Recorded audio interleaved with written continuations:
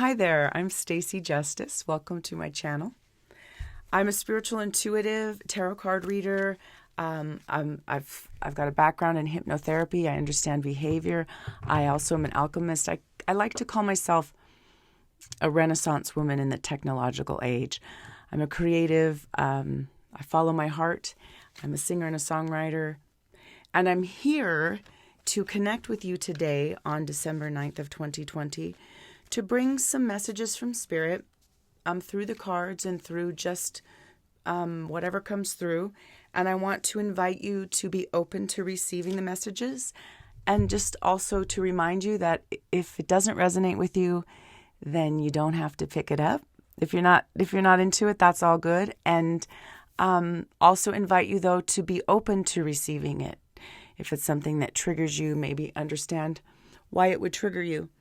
If you have questions, I'm always here for you. You can find out information how to get a hold of me on my website, staceyjustis.com. And without further ado, let's start.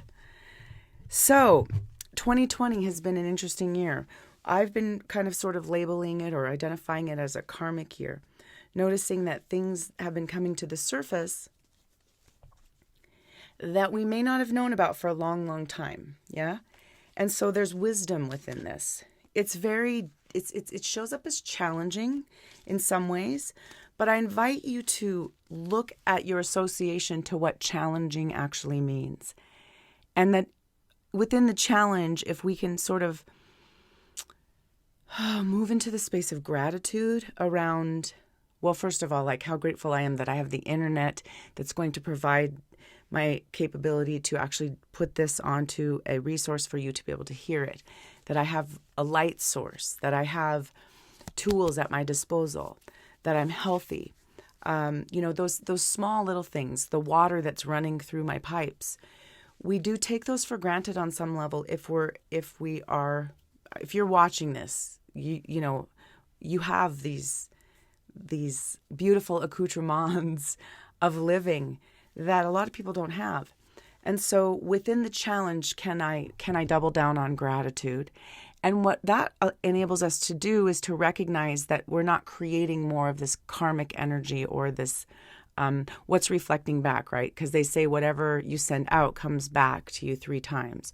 So if I look at a challenge and I say, I understand that's a law of the universe, that's a universal law, then I'm going to be grateful for what I'm going through, so that what I'm now rippling forward through my energy is no longer creating sort of a depletion karma, where it's more in this idea of what I would identify sort of as dharma, that I'm in that space of living my purpose, living in that high vibration, which begets more. More gratitude begets more gratitude. It's in the way the energy moves, right? Because you can even notice, like if you wake up in the morning and you're feeling depressed, you'll notice you'll probably have a momentum of feeling depressed throughout the day. When you wake up in the morning and you feel good, you'll notice that you have this momentum of progression of that. So when you set intentions, and even in a challenge, I'm going to be grateful for this challenge, then that allows for that ripple effect to go out. And this is how we create and manifest our reality. One of the, that's obviously the Reader's Digest version. So let's go into the cards now. I have shuffled these a number of times and see what Spirit has to share with us. So the Page of Wands shows up in reverse. This is a youthful type of vibration. It's also can show up as a little bit distorted in ego, especially when it's reversed. It's fiery, but it's almost as if there's this idea that you want to move forward with something, but there's something that's holding you back. So if the timing isn't right for something to occur for us, and we try to push it or force it, it causes frustration, which that's kind of how I align with the Page of Wands in reverse. He wants to do the right thing, but he's not. The timing is off. So in your life right now, if you're wanting to manifest something, or if you're waiting for, especially this is also opportunities in career sector. So watch frustration within the challenge. Can you go back to gratitude, and then it will come you're going to get what you desire. It's just, it may not quite be the right time yet. So, if the flower isn't ready to bloom, it just needs more water and more sun. So, maybe you need to water yourself a little bit more. Maybe you need to, connect more to spirit or allow more. Take a couple deep breaths in throughout the day and just be in the flow of what's happening in your life now. Don't try to push something that's not yet ready, okay? And then let's see what else. Let's get a clarifying card around that. Too many choices. So, and also sometimes it may not too many choices. Sometimes no choices feels like too many choices. It can have the same impact of frustration. So the goal within, if I'm frustrated about this opportunity that I'm not seeing come to full fruition, or, I'm not finding, I'm not able to make a decision because I don't know which to choose. He's having issues kind of choosing. There's like almost too much. It's overwhelming. There's not enough information, but there's too much information. It's sort of this kind of bouncing back and forth. And the goal is to always focus on self. Find what works for you. And that has to come from an intuitive level. So this is, again, if you're not sure about which way to go, or you're in the space of feeling like you're waiting for someone else, or the job hasn't gotten back to you yet about whether you're getting this new position or not, come back to spirit. Come back to the highest self and trust and know. I trust that that whatever is going to unfold in this future is for my highest good. I trust that the universe has my back. I trust, so you can affirm these things through saying these, yeah?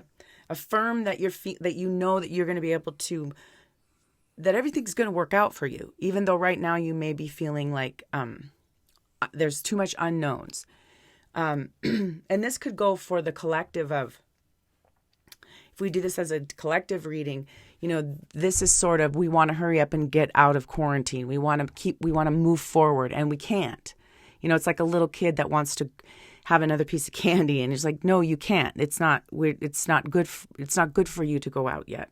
It's not good for, we have to still be in this space. And whether you believe it's good or not, whether you have an opinion of whatever your opinion is, within the realm of what we're having to deal with in the now is an aspect of waiting.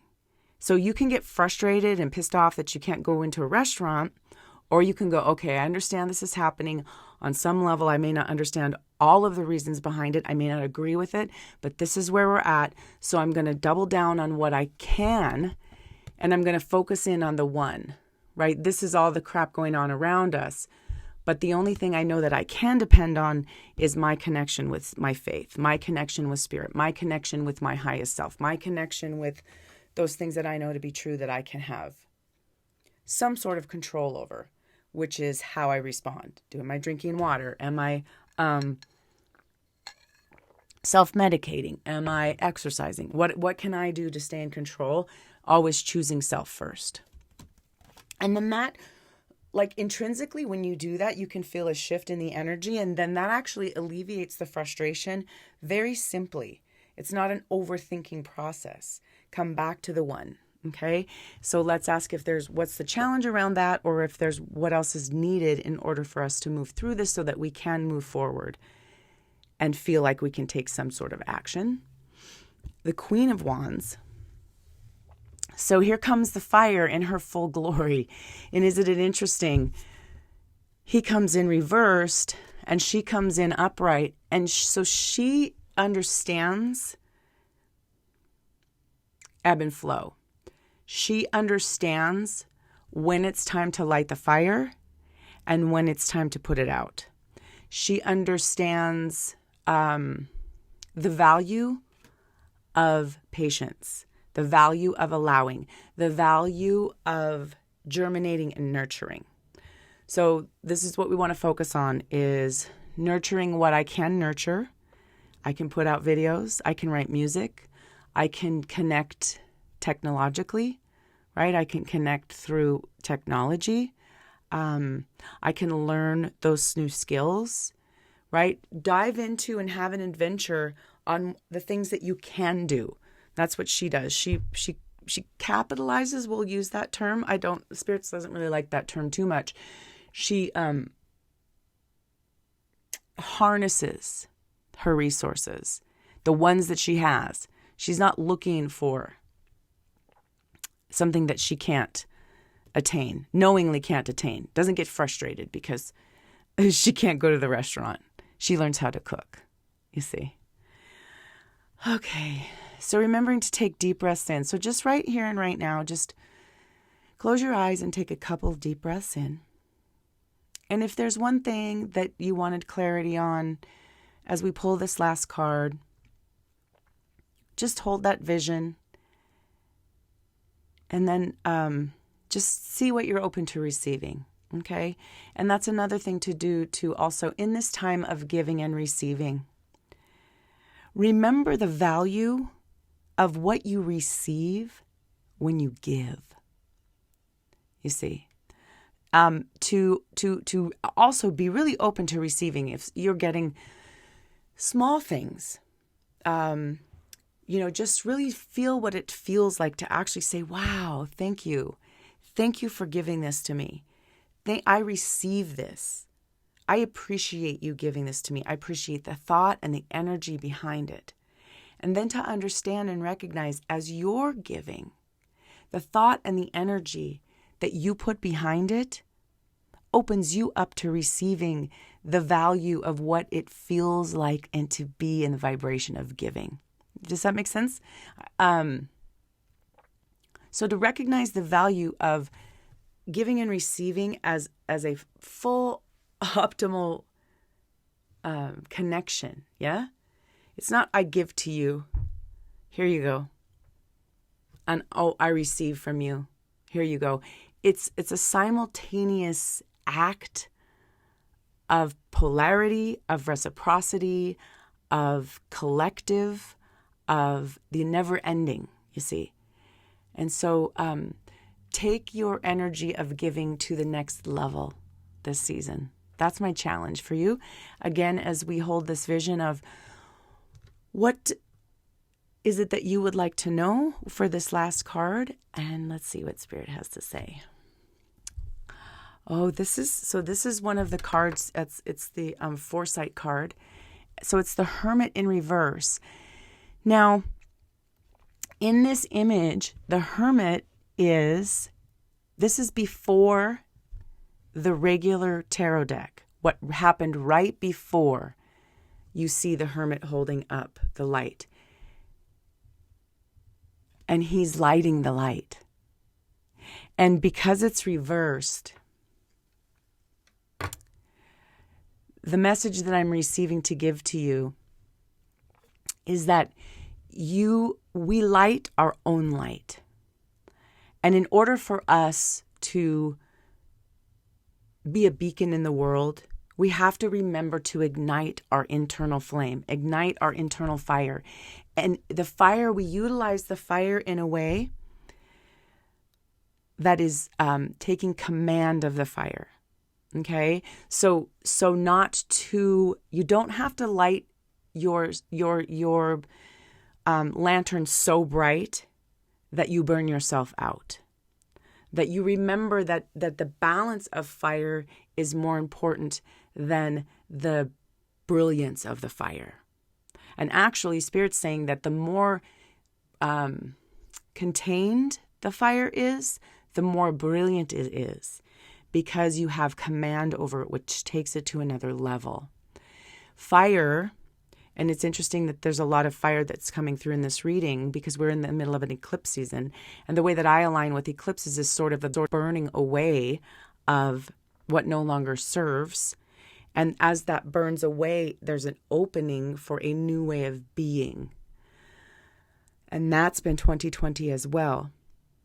And so as I recognize I'm igniting and I'm allowing my embers to burn in my fire, which fire is action, fire is energy, that when I have a relationship with energy, my fire, that is balanced, then I'm able to have a sustained burn, you see, and I'm not burning out. I'm like, zzz. So this is more of a burning out energy. And Spirit saying, don't burn out. Recognize that the internal flame will ultimately bring you to the next level, which is the hermit holding up the light as he is by himself. So, and also, isn't that interesting that the hermit comes in because we are hermiting. This year is a hermiting year, meaning that we're not able to go out, right? And people that are extroverts are probably having a little bit harder time. Introverts are like, yeah, introverts are a little bit, they hermit a little better than extroverts do. But we've been sort of into this forced hermiting, yeah? And so within that, we have to look inward. The hermit in the card, in the Rider-Waite, he's also, as he's holding up the lantern, he's at the top of a mountain and he's looking down. So meaning that he's looking internally. And as he looks at himself, he's able to be the beacon. He's able to hold his light and shine his light for people to see him as the sage, as the wisdom keeper. And so to remember that for yourself, and that remember fire can be contained, and it can be, and you don't have to, you can keep yourself on an even keel. You are able to do that and to practice that. I think about, where I live here. I live in the high desert in Southern California, and this little place that I live doesn't have central heat and air, and it was built in the 50s. And so my primary heating source, I do have space heaters, but my primary heating source in the wintertime is a wood stove. And so what I notice about lighting a fire in the wood stove is that there's an art to it. Because if I light the fire and I don't give it enough oxygen or enough fuel, then it goes out. But if I give it too much fuel, it will also go out because of the oxygen fuel ratio, yeah? The wood is too heavy or there's too much wood. So I've learned how to balance it as I light it so that the flame can continue to create these hot embers as a source of heat. And it has to have a certain temperature in order to become a source of heat in my house. And so I have to learn, or I've learned, how to balance that and control that fire. And that's the message from Spirit, is to control your fire. And then we can even go into controlling all, earth, air, fire, and water. But fire, I think, is the biggest one right now because people are burnt out on some level. And they're also wanting to be able to have that fire. I want to go out. I want to take action. Fire is very action. It burns, right? It burns forward. It and it builds on itself. It builds momentum, right? And so we're feeling that we can't build momentum because we're stuck in this sort of hermiting. But what Spirit is saying is that you can build momentum of control. You can build momentum of how you're alchemizing, meaning what are you doing with what you have and turning it into what you desire. Those are all things that you can do. So focus on the things that you can do, and also how you balance those things within what you can do. So I hope that helps. And as for 2021, now I want to just be mindful to say that I'm not one of those people that has ever been a predictor of things. I didn't predict that there was going to be a pandemic. I don't have that collective sort of consciousness of predicting. I do feel an energetic sense of what's going to happen next year. And I feel that it's going to be sort of this, like the pendulum you can feel the pendulum is kind of an extreme swing right now. So it's still going to be kind of out of sorts. This is the way that I get 2021. It's going to be sort of out of sorts, but we're going to be kind of finding our way into the grooves. there's been this, this shake up energy. So it's still going to feel shaken up. It's still going to feel a little bit weird and wonky. But we're going to sort of land in the spaces and places that feel good for us. The main message for anyone who is feeling wonky is you've got to trust your intuition and you've got to trust your heart, and you have to follow your heart. If you're not following your heart, you're going to find that it feels rockier.